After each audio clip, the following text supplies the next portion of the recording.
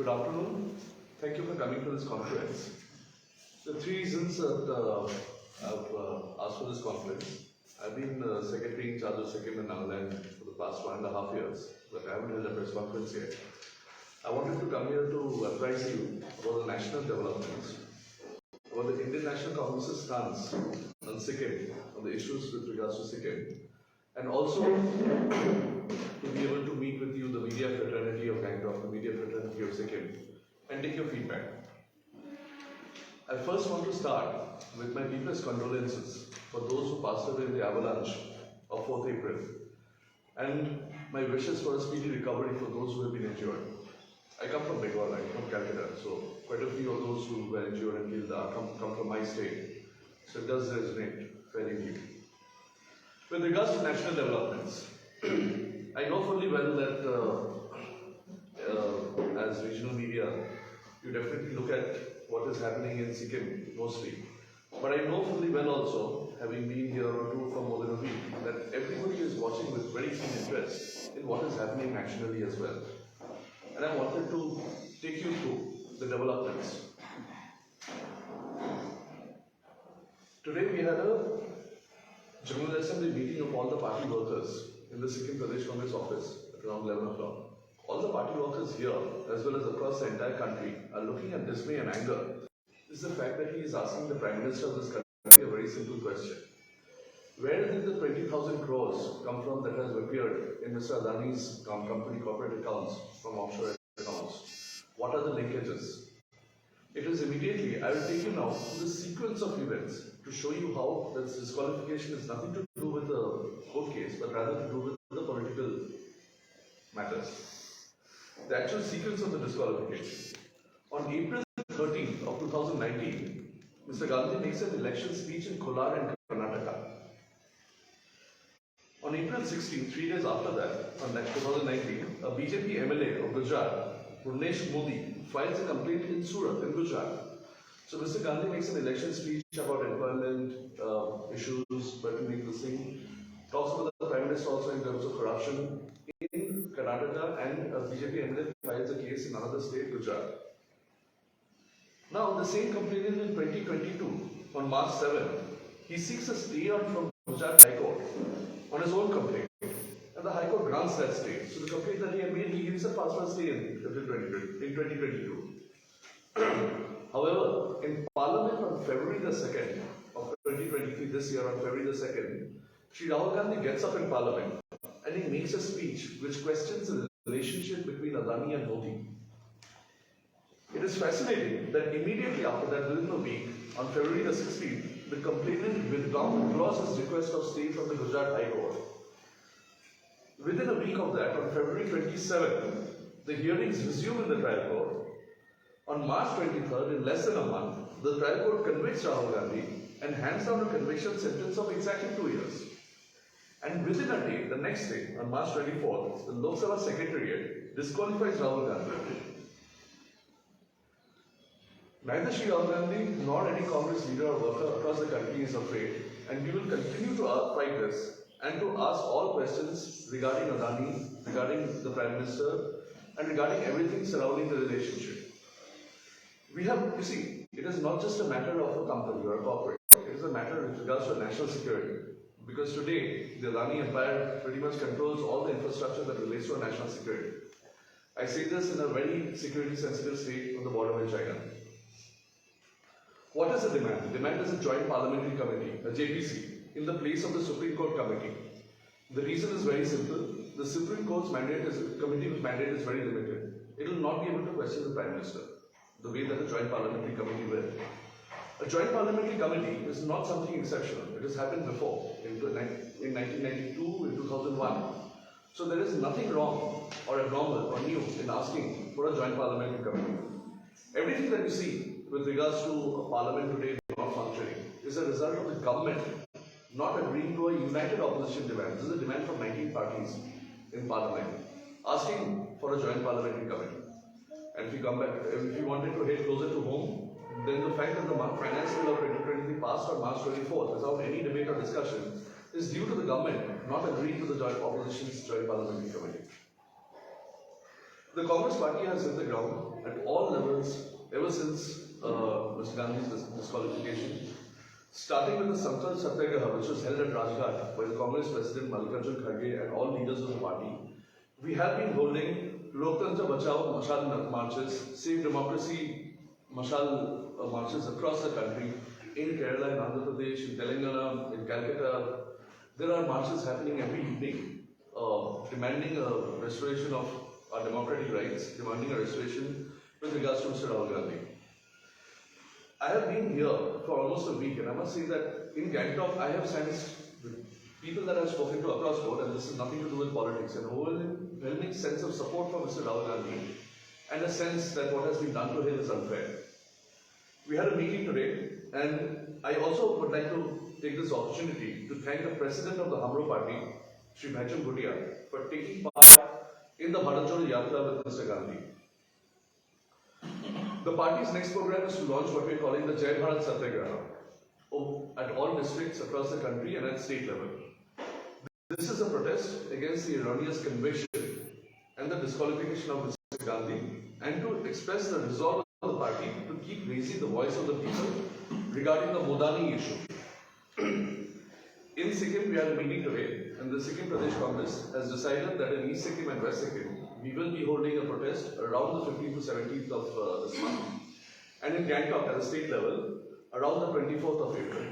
PCC Chairman Gopalji will apprise you as the dates are finalized with regards to this protest and the placement. Now coming to Sikkim. The AICC, the All India Congress Committee, has noted with deep concern the sense of fear and mistrust amongst all Sikkimis with the recent developments that have led everyone to question whether there is a diabolical political agenda to dilute the protection of 371F. Our PCC chairman here, Gopal Chetty, all of you know him. He has been very vociferously bringing out all these issues in press conferences with you, starting from January 14th, when the Supreme Court judgment came out, then the subsequent amendment by the Learned Court on 8th of February, that thankfully removed that controversial portion, persons of foreign origin settled in Sikkim like Nepalis. Then the finance bill, which was passed in March 24th by the BJP in the Lok Sabha without any discussion on the floor of the House. Throughout this process, Gopalji has been in touch with the leadership, the ICC leadership, has been apprising them, apprising me, the General Secretary in charge of the state, up to the Congress President, with regards to the developments here, and we have been watching with growing concern this unrest and fear among the Sikkimese people. However, we've also got feedback from the people of Sikkim that they would like not just the state unit, that is Sikkim Congress, but also the national unit, that is the AICC, to step in and give a national voice to this entire apprehension that all the people of Sikkim today face, irrespective of the background.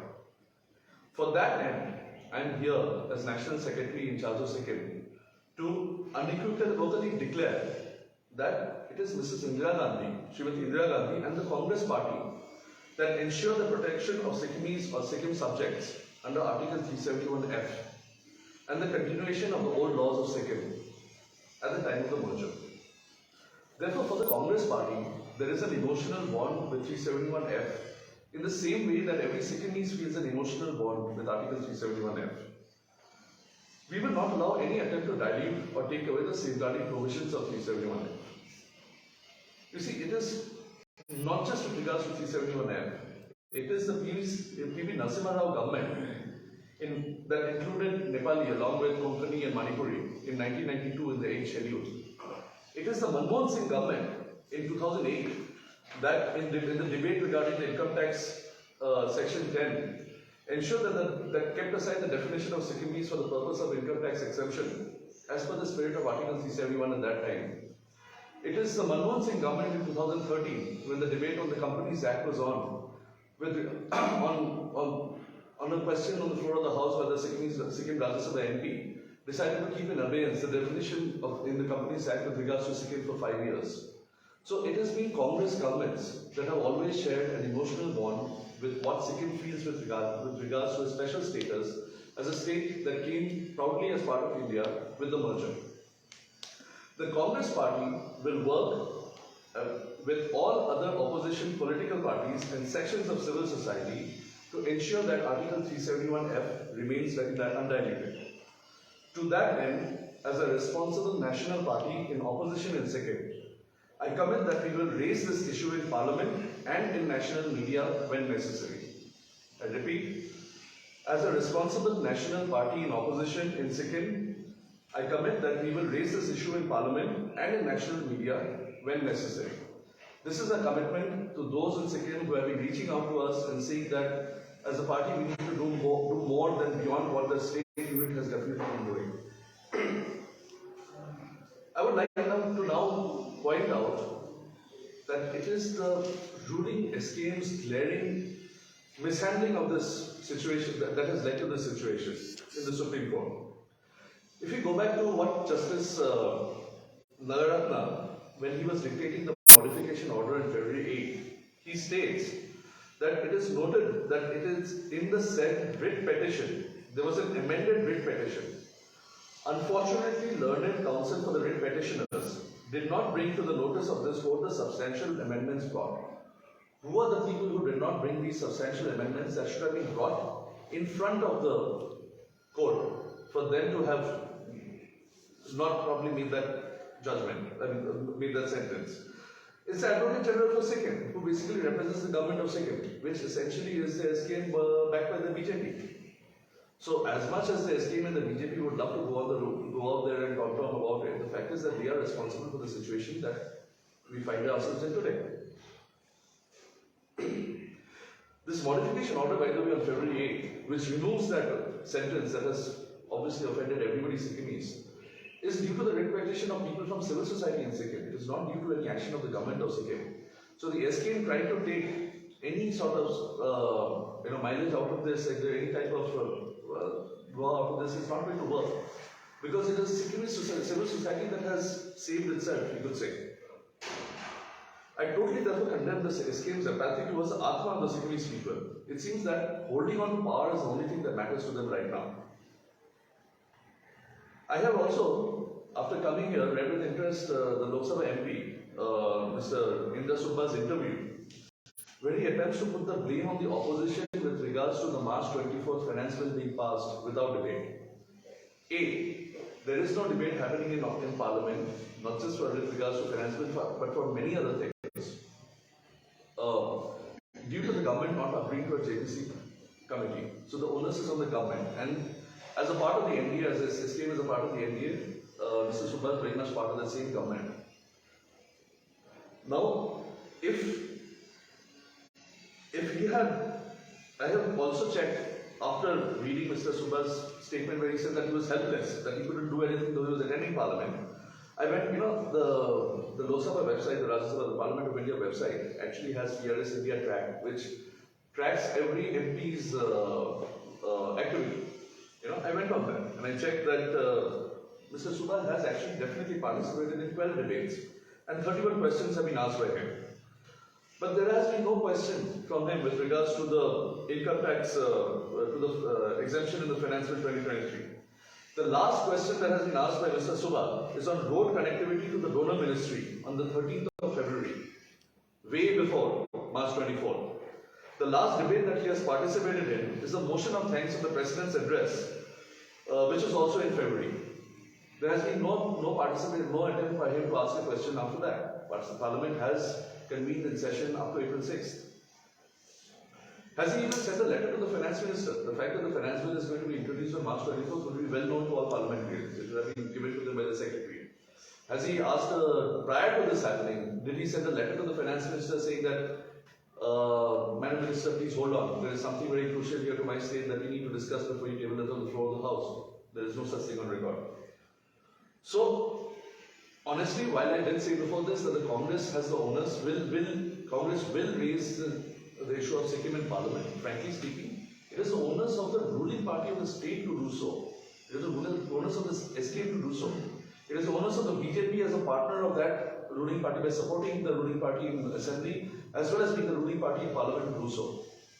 The onus is not on us, but we will do it as a committed national opposition party committed to the people of Sikkim. You see, if I take a little step back, Sikkim is a part of the 8 states of Northeast. if I look at the political developments with regards to the BJP in the Northeast, it has taken a backdoor entry to every state practically of the Northeast by first latching onto piggybacking onto, I would say, literally say piggybacking onto a regional party, and then substituting that regional party to grow its own strength. In Sikkim, the BJP and the SKM are playing a very nice game to fool the people of Sikkim. I hear the BJP state president, the Prabhari, attacking, issuing statements against the SKM, while at the same time the other ones are ensuring that the Chief Minister Gole is the one who is remaining in power. After that, we all know what is the circle here. After the attack, the Chief Minister will leave for Delhi, go to the BJP Central Command, then he'll come back and get assurances from them, and he's going to come back and tell his own cadre everything is well, all is fine. And in the meantime, he is unleashing his cadre.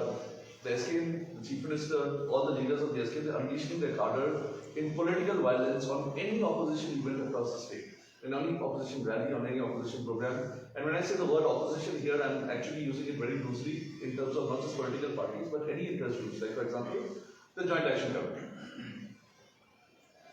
We are now, Sikkim is now in a state that people are, unlike before, afraid to participate in political programs and political rallies if it is not of the ruling party. It has come to that, it was not like that before. Therefore, every time that the BJP is condemning political violence, it is a farce and a hypocrisy at the highest level. Because it is through the support of the SKM government that they are actually sponsoring it.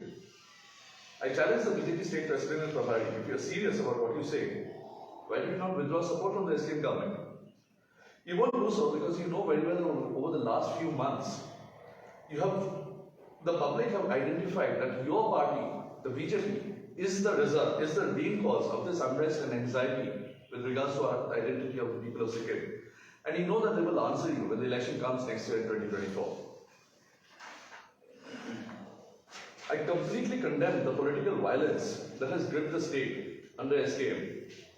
I went to the JSC rally in Sikkim on 8th, 3 days back. I arrived a little late and called up the organizers who told me get out of the area immediately because of the violence. Gopalji went to the hospital after that, then held a press conference condemning the incident. Our thoughts and prayers are with the JSC General Secretary Keshav Sapkota. We hope that he will completely recover soon. The Sikkim Legislative Assembly held a session yesterday, but honestly speaking, the people of Sikkim are losing confidence in the Legislative Assembly, considering that it consists basically of the SKM and BJP only as MLAs, and they are the originators of the present crisis. I also felt really sad and condemned the way the lone opposition MLA and veteran leader Sri Chamling was treated in Assembly. It is not the way that you practice democracy. In fact, this entire onus of going to Parliament and correcting all of this lies with them. I understand that the Chief Minister is issuing a lot of statements. Frankly speaking, the people of Sikkim, from what I see, from what the feedback that we get from the ground, the feedback that I'm talking from the other opposition parties and civil society groups, the people have lost confidence in everything that the CM is saying in Assembly, because what the SKM hoodlums are doing on the road, the goons who are attacking anybody in opposition, and what he is saying in Assembly, the tone and the tenor are completely different. It's almost like two different, two people belong to the people of the cadre of the SKM and the Chief Minister belong to two different parties, the way they are going about it. As a responsible opposition party, we will support, of course, whatever it takes to uphold 371F. And that includes anything that the ruling party would put forward in terms of asking us in the opposition.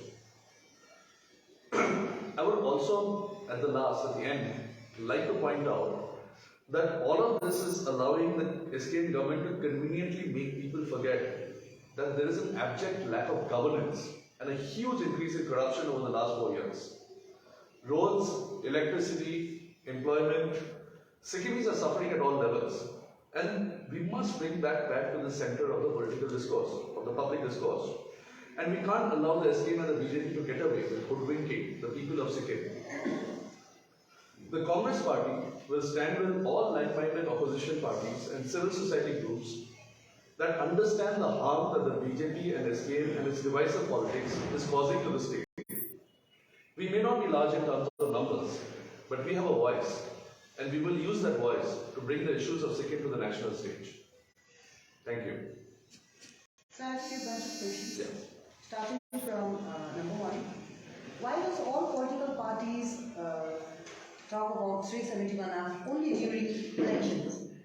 Other than they are not worried about 371 Act. Only during elections they are worried about this and they try to promise us we'll say this and that. Only during elections. Why is that so? Well, there's no election right now for 24 months and I'm talking about 371 Act. And is it because we are emotionally attached to that? No, of course, as a political party, my job is to bring forward, listen to and bring forward the aspirations of the people of the state. Currently, as I said at the end, unfortunately, we're not even dealing with aspirations right now. Aspirations involve things like employment, electricity, roads. Right now, we are dealing with a severe sense of anxiety with regards to identity. If your identity is at stake, then everything else does not matter. So, I'm not here in terms of any election. There is no election for the next till 12 months. And let's face it very honestly, I just said at the end, we may not be large in numbers. So as Sikkim Congress, we are here as a responsible national party, not here to talk about elections. And second question, yesterday we had SKM's press conference. During that conference, they have clearly mentioned that Lok Sabha Indra Subba was not able to address the problem regarding us. It's because he was not given a chance to talk regarding that matter because nobody talked about that.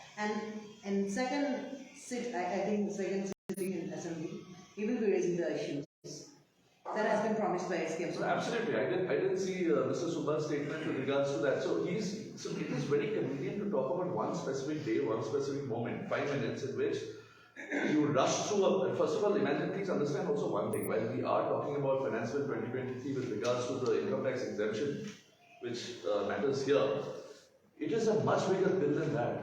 We are talking about thousands and thousands of crores which are being decided in 5 minutes without discussion on the floor of the House. And what the SK is trying to pretend is that Mr. Subba did not get a time to speak then. Yes, fine, he did not get a time, nobody got a time to speak. What about before that? What about after that? Parliament has been in session. They did not even discuss about the matter. My point to you is, Mr. Subba has participated from the PRS India track, which is on the website of Parliament, which is the track for all MPs. He has participated in 12 debates and 31 questions. None of them are regarding this issue. First of all, A, I've gone through them. B, the last question that he has asked, or the last debate that he has taken part in, is in February. So what has stopped Mr. Obviously, bill came in Parliament on March 24th. All of these are interlinked. So what prevented him from putting in a question for an oral, anything, raising it on any of the other days of Parliament, on session? Fact is, he is on the same side as BJP and he cannot do so. He does not want to do so. All they want to do is hoodwink the people of the state. SKM claims that whatever opposition party says, these are just false statement regarding him just to make him bad in front of the public. Whatever the statement comes from opposition party. You see, the deal with the great part about the BJP and people who are allied with the BJP is that they only know how to deal in rhetoric.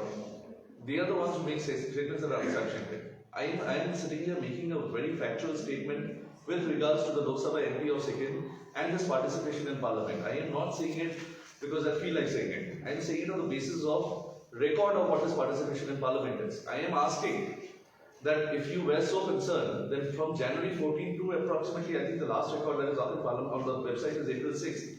Where is your participation with regards to asking a question on this? There is no such question on Sikkim. The last question, sir. Regarding former Chief Minister Pawan Chamling, he has been always misbehaved in assembly. This has been said by SKM party, not me or my personal question, but it has been said from SKM party as always misbehaved during assembly. So yesterday also it was just a drama created by him. When Mr. Chamling is standing up in assembly as the sole opposition MLA, he is in a way representing everybody in opposition in the state. Be the people who do not stand with the government as normal janta, or be political parties, or be interest groups. In fact, he is a voice for everybody in that sense. But if he chooses to stand up and talk, out of the 32, if that he is actually equal to the other 31, because the other 31 are the ruling and this one gentleman is opposition. So does he not deserve that same amount of space that the other 31 are getting in assembly? Asking to stop him from speaking, to put him out. First of all, you call a special assembly only when things have gone so bad. Only when the situation has got really so bad. On such a day, it is actually the voice of the opposition that is required in the assembly, rather than the ruling party. It is the voice of the opposition that is required in the assembly to speak up on behalf of all the people of Sikkim, west, east, north, south, in terms of what they are feeling, this anxiety. It is Mr. Chamling's voice that should have been dominant in the assembly yesterday, or in terms of expressing the apprehensions of the people of Sikkim. Instead, it is the ruling party that gets to speak. We are already hearing the ruling party speak through the goons on the roads when they attack us whenever we go for any type of opposition rally. We let the opposition leader speak once. Actually, to remind you, even he was in position once. Absolutely. And never the opposition party does that. They never did misbehave that way. Even he was in position once. But opposition party never did the way he behaving right now. I am here to speak in terms of what the opposition leader in assembly deserves. I am not here to speak about personal conduct. You mentioned about what has been done to Rahul Gandhi is unfair. Also, the second thing is recent developments of Sikkim, special provision of Sikkim was diluted, and Sikkim is being termed as foreigner. You talk about those things, and also the mishandling, and you talked about SKMs, the only lone member of parliament from Sikkim not being able to speak in the parliament about the issue. My question is, you and the party has been planning to hold protest or whatever the consensus to build consensus to support Rahul Gandhi in this case, where BJP is largely they have been blaming Congress party for not taking account the northeastern states when they were in power, not helping the northeastern states when they were in power. Now you come here to seek support for Rahul Gandhi. Why should Sikkimese people, why should the northeast people support Rahul Gandhi when BJP is blaming the Congress party when they were in power for not supporting Congress? After recently held elections in Meghalaya and Nagaland, Narendra Modi said in a speech that the northeastern states are not far away from Delhi and from Delhi se bhi dur nahi, he said that word. So why should Sikkimese people support Congress party in your quest? See, the BJP is fascinating in effect. It is amazing at marketing, but not facts. When we talk about the Northeast, while over here obviously we are talking about 371F, the entire Article 371, clauses wise, A, B, C, D, it's Nagaland for A. Actually has clause-wise protection for each of the states of Northeast. Later on, in fact, other mainland states like Maharashtra, etc., also got their own clauses within the 371, which is primarily meant for the Northeast. Who created this? The Congress Party. If you look at the history of the Northeast in terms of unrest, insurgency, people's aspirations, who has brought the Northeast to the mainstream? I'm talking about the Assam Accord, I'm talking about the Mizoram Accord, I'm talking about the ceasefire in Nagaland.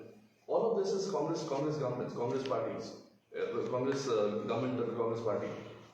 If you talk about and if you want to understand what is the difference between, in a way, what your colleague asked me in terms of do we only talk during election time, I'm going to give you a very specific example of how the Congress Party has done an act to benefit the Northeast, knowing fully well that it will lead to an electoral loss. I'm talking about the Assam Accord, which Rajivji signed with the Assam Gana Parishad students, with the students of Assam, who were the agitators prior to that.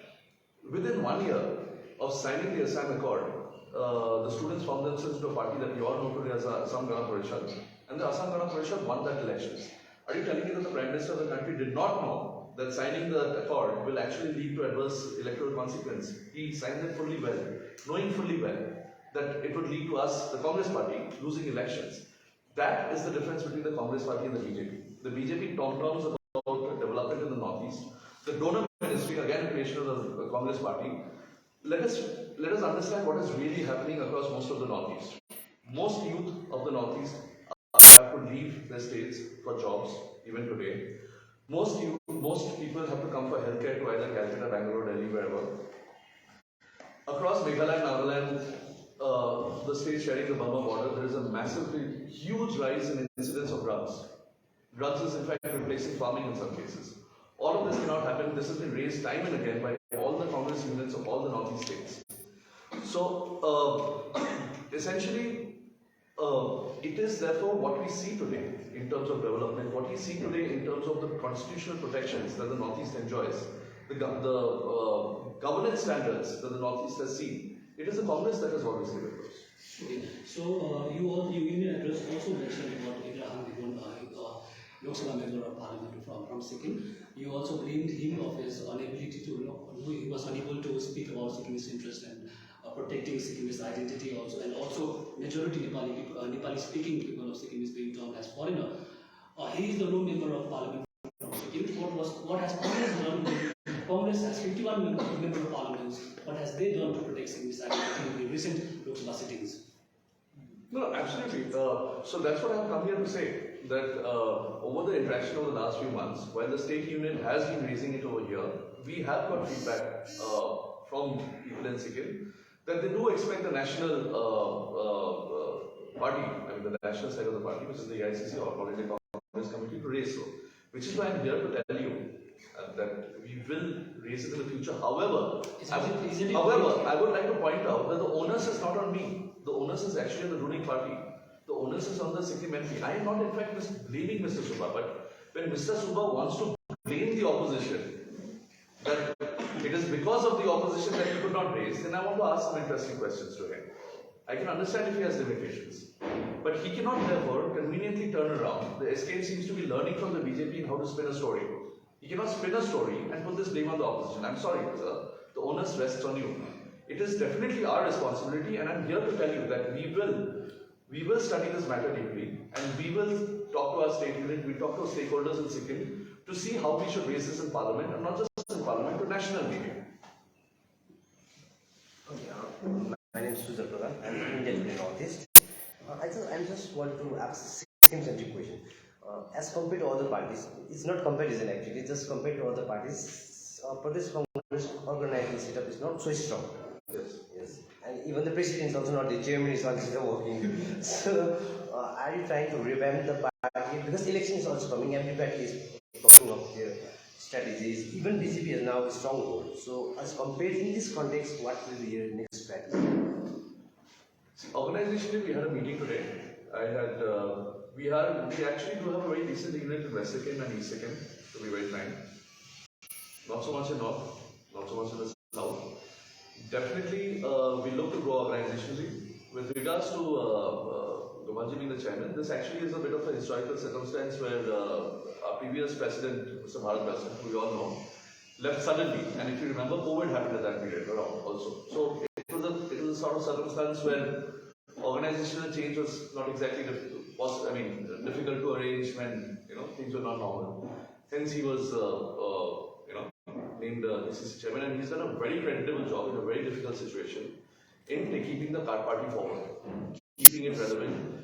People here talk to me a lot about his press conferences, and I agree with you that the Congress party does need to hit the ground also. We are in talks. Like I said, we did land up on April 8th. I did land up on April 8th myself because of the attack on the JAC that we could not participate. Otherwise, we would have participated. I am in talks. I am in talks with other opposition leaders for better coordination, so that we can coordinate and help them better, and they can probably help us better. You see, as a national party, there is one thing that we can provide which can be of great value to everybody in opposition here. We do have a voice. We have a national voice, and we are ready to use it to enable to help the opposition in the state. Sorry, since you mentioned about Bharat Basan, when Bharat Basan resigned, he precisely said that the national party is not listening to the state speakers. That was the main allegation he labelled while resigning from the post. So, how do you take this?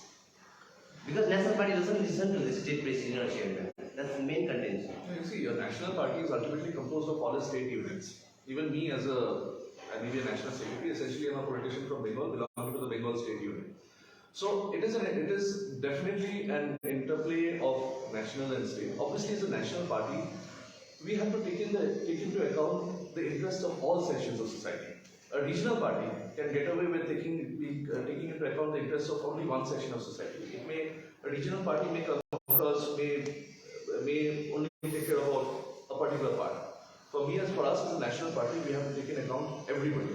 That that everybody's interests go along. However, the other thing of the Congress party is that whatever we do, whatever we say, we do it with responsibility, we do it when we mean it. We are not here to make a jumla, we are not here to make a statement like the BJP does for the sake of making a statement and never follow it up.